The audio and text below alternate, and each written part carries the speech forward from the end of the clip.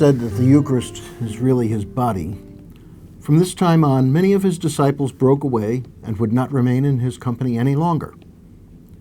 So long as Jesus gave inspiring talks and good moral advice, made trenchant comments about the religious establishment, and worked wonders, people were happy to follow him. There is no shortage of such people. Some admire Jesus as a moral teacher. Some paint him as a political challenger of the system of his time. Some make him into a sort of mystical figure who taught esoteric knowledge to an enlightened elite. Some make him out to be a wonder worker who relieves us of responsibility for our world because he will one day fix it. Still others consider him a powerful God who play-acted at being human.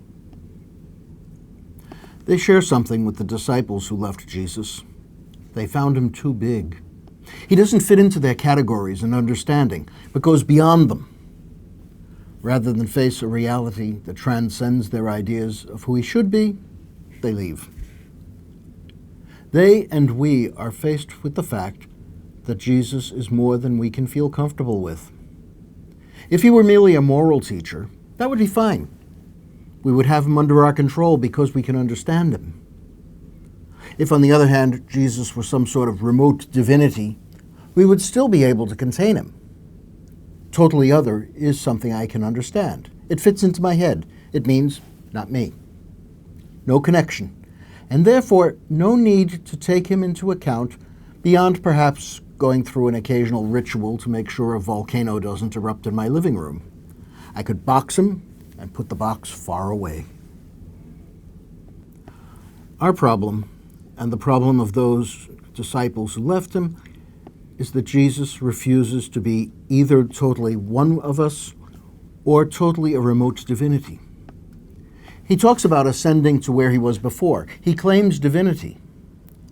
But he also claims to be with us in a piece of bread and a cup of wine, a claim that the church makes the center of its life and worship.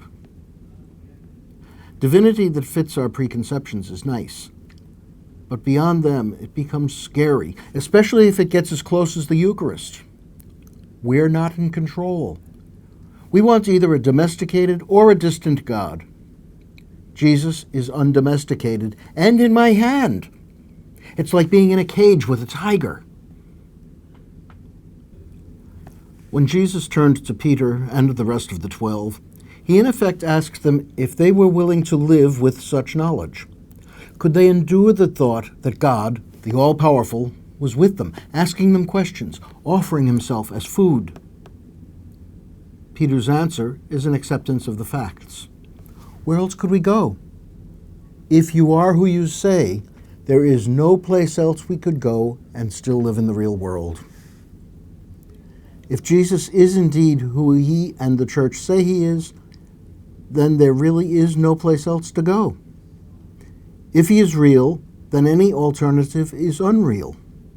We have no choice. If we accept the truth of Jesus' divinity, we must accept the reality of the Eucharist we share. Many that day could be disciples until Jesus started talking about being as intimate with us and familiar to us as a bite of bread and a sip of wine.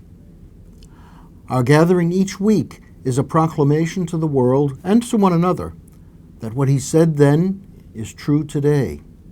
He was, is, and always will be God with us.